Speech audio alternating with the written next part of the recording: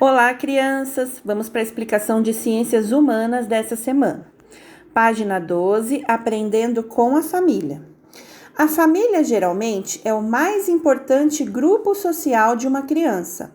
Você também tem uma família ou convive com pessoas que ensinam algumas coisas a você. A família é importante para proteger e cuidar da criança. Quando somos crianças, dependemos dos adultos da família e de outras pessoas para fazer muitas coisas. 1. Observe as fotografias e converse com os colegas sobre o que podemos aprender com os adultos. Como não estamos na escola, não vai dar para conversar com os colegas. Pode conversar com o pessoal da sua casa, tá bom? Então, aqui na primeira imagem, nós temos a mãe alimentando o filho no Vietnã em 2016.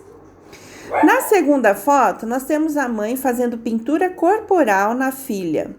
Elas são da etnia Kayapó, em São Félix do Xingu, no estado do Pará, em 2016. Agora, escreva V para sentenças verdadeiras ou F para as falsas. Então, a frase que for verdadeira, vocês vão pôr um V. E as que forem falsas, vocês vão colocar um F, tá bom? Primeira frase. Podemos aprender costumes e cultura da família. Será que a gente pode aprender costumes e cultura da nossa família? Verdadeiro ou falso? Quando você era um bebê, dependia de um adulto para trocar de roupa. Verdadeiro ou falso? Aprendemos a nos alimentar com os adultos. Verdadeiro ou falso? Você aprendeu a cuidar da sua higiene sozinho. Verdadeiro ou falso? Então, vocês vão pôr V para verdadeiro, F para falso, tá bom? Agora, na página 13, nós temos as famílias têm histórias para contar. Sua história faz parte da história da sua família. Para entender um pouco da história de uma família, é importante saber quem são as pessoas, de onde elas vieram e onde elas nasceram.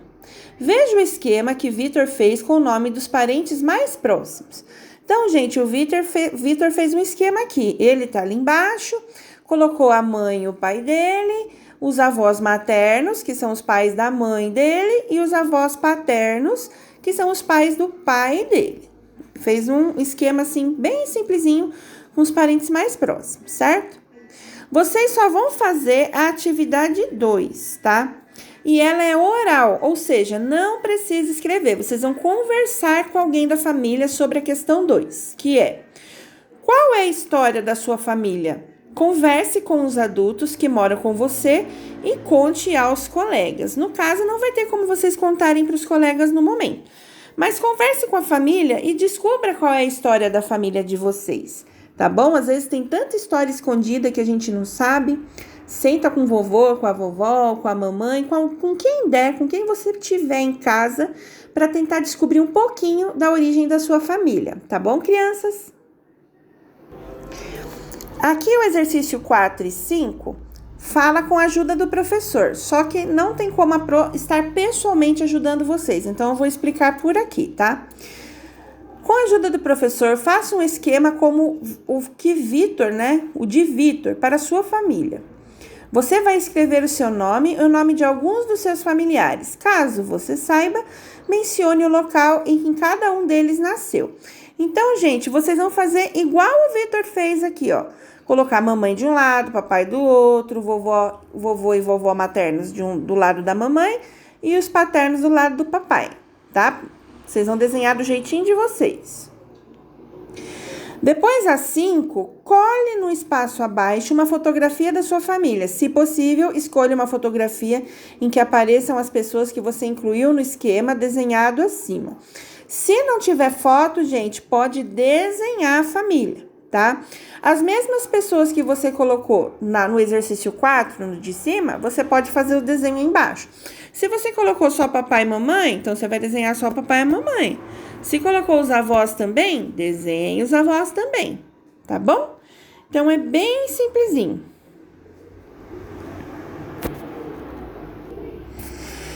Agora, eu vou explicar para vocês ciências da natureza.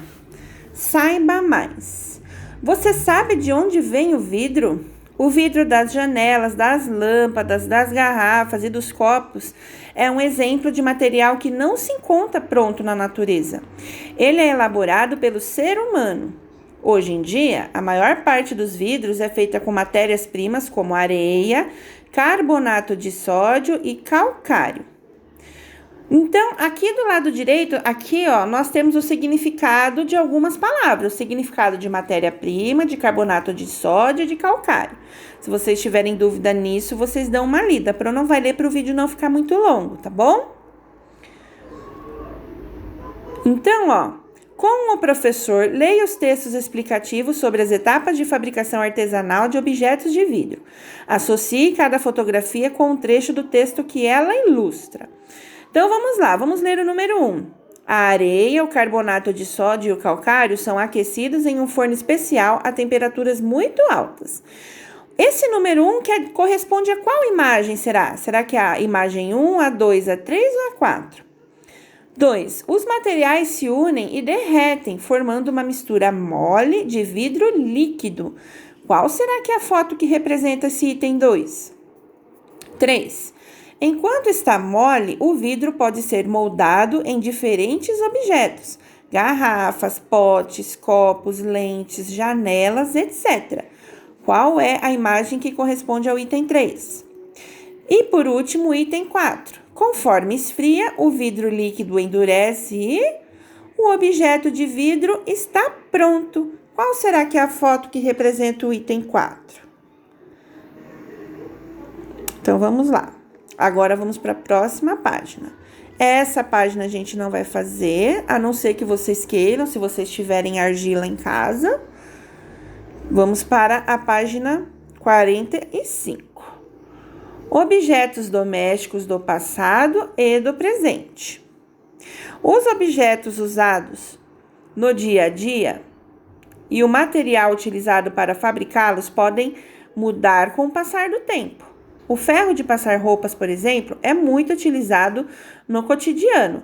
Muito tempo atrás, as pessoas já o utilizavam, mas há algumas diferenças entre o objeto usado no passado e o usado no presente. Olha só, gente, aqui, a gente tem 2 modelos de ferro de passar. Olha o número 1. Esse ferro era usado em 1930. O objeto feito de ferro é mais pesado e era aquecido com brasa. Então, as pessoas pegavam brasa, que nem carvão do churrasco, assim, ó, e colocavam aí dentro dele para ele ficar quentinho, para passar a roupa. E esse é o ferro que a gente usa atualmente. Usado em 2017 até hoje, né, gente? Então, ele é elétrico, ou seja, ligado na tomada, funciona com energia elétrica. Pode ser feito de plástico, o objeto é mais leve, bem mais leve do que esse outro. Então agora vocês vão fazer o quê?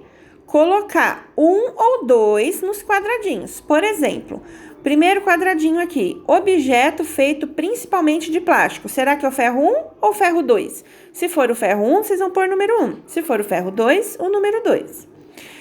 Objeto feito principalmente de ferro. Será que é 1 ou 2? Objeto do presente, ou seja, que é usado agora. Qual que é? Objeto mais pesado. Objeto do passado e o objeto mais leve. Então, é só 1 e 2 que vocês vão colocar. Quando for sobre o ferro de ferro, é o 1. Quando for do ferro de plástico, né, é o número 2, tá bom? Os ferros de passar foram feitos com materiais diferentes. Que outra diferença há entre eles? Além dos materiais serem diferentes, qual é a outra diferença que vocês percebem neles? Gente, escrevam aí. Converse com algum adulto que more com você e responda. Na sua moradia, há objetos antigos? Algum desses objetos ainda é usado? Qual? Por que há objetos que são preservados e outros que são descartados? Então, vocês vão conversar com a mamãe, com o papai, com o irmão, com quem morar com vocês e fazer essa investigação. Se tem algum objeto aí na casa de vocês, tá bom? Se tiver, manda uma foto no WhatsApp pra gente também, que a gente também tá curioso para saber que objeto é esse que tem na sua casa, tá bom? Beijinho, crianças!